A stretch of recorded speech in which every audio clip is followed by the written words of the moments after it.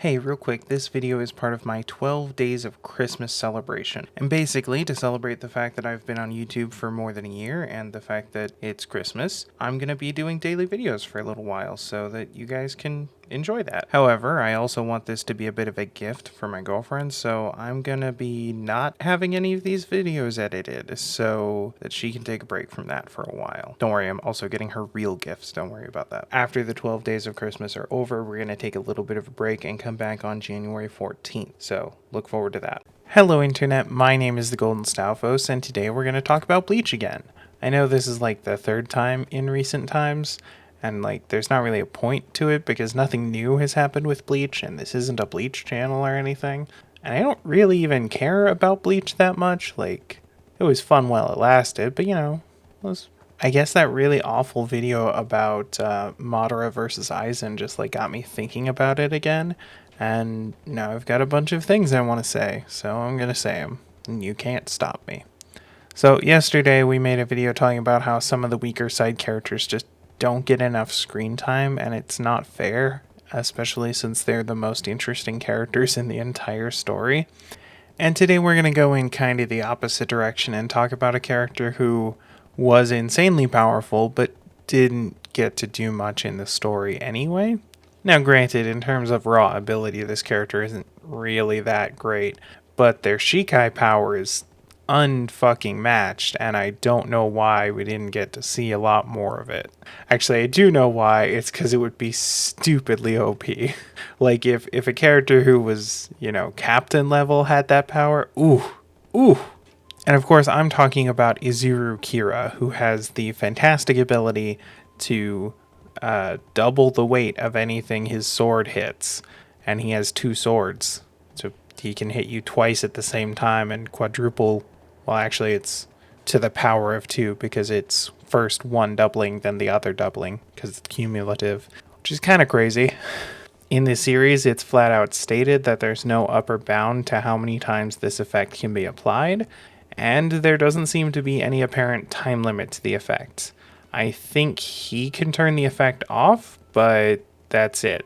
There doesn't seem to be any other way to get rid of it.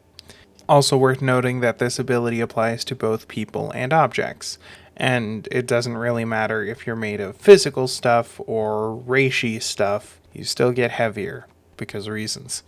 Now it is worth noting that aside from this particular power, he's not really stronger than any of the other lieutenants.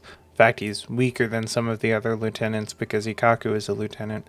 But theoretically, as long as he's able to get in a couple of hits, he can fight way above his weight class by just, reusing the advantage that gives him, right? Like, even if the amount of weight is something you can handle easily, you're going to be thrown off very slightly by getting your weight increased.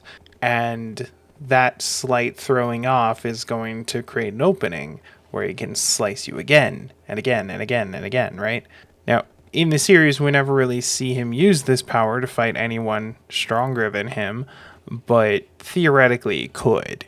Now, it is worth noting that in the universe of Bleach, just having a high enough spiritual pressure allows you to negate other people's special abilities, but he can apply his ability to inanimate objects, and I don't think you can turn off other people's abilities on the objects around you just because you're strong enough. Or at least that doesn't seem to be the case.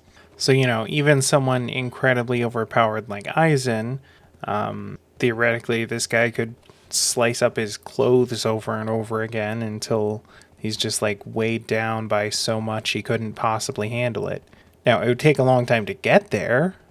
Characters like Aizen can probably lift fucking countries and shit. So but I mean, it's not impossible. That he's sitting in that chair. It wouldn't be that hard to just like whoosh, whoosh, whoosh, whoosh. He can't go anywhere. But yeah, overall, I think this is just like a classic example of a thing that writers will sometimes do where they just create a cool throwaway power and give it to a kind of interesting throwaway character and don't think about it anymore. But then, because they didn't think about it enough, they didn't realize how busted that power would be if it was actually put to good use. Like, you see this all the time in shows like this where everyone gets their own unique power. Like, there are some wild ones. Like how in Naruto, there's an entire clan of people whose whole gimmick is that they can just like take over your brain, and that's it. You just have to deal with them taking over your brain. And that ability has like, pros and cons and shit. Like it's not flawless, but like why did no one use that against Madara? Like would that not have worked? Just mind transfer into Madara and make him stab himself through the brain. Take one for the team. And I mean, like, that's not even close to being the most overpowered ability in Naruto. It's just like a clear example of something way too powerful for a side character that never sees combat. And this is kind of the same thing. Like, obviously, Kira has this whole, like, executioner vibe going on because, he makes you heavy and then he uses his square blade to, like, chop your head off and shit. And, like, so it's just an aesthetic thing, and the author didn't really think about how that might show up in combat beyond just like enabling the aesthetic thing he wanted. But still, like, if this power was given to a main character, it'd be insane, right? Like, it would just be unstoppable.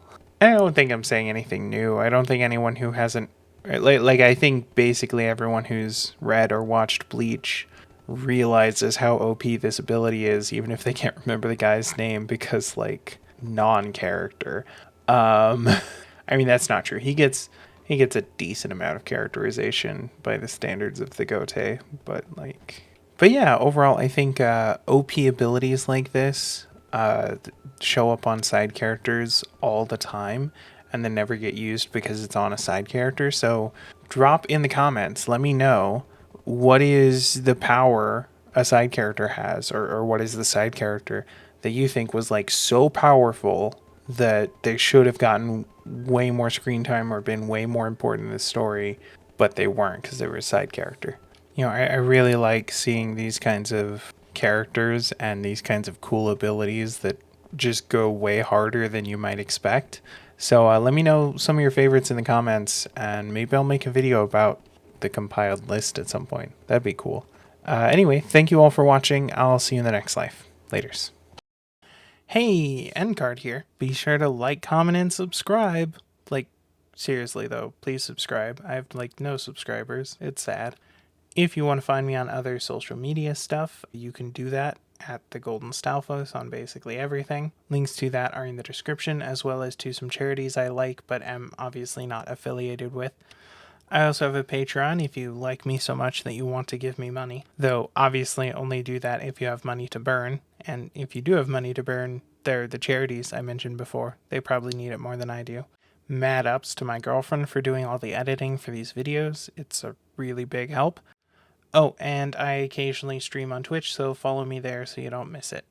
I don't have a formal schedule because when I tried to have a formal schedule, I couldn't keep to it, so oh well. Okay, thanks, bye!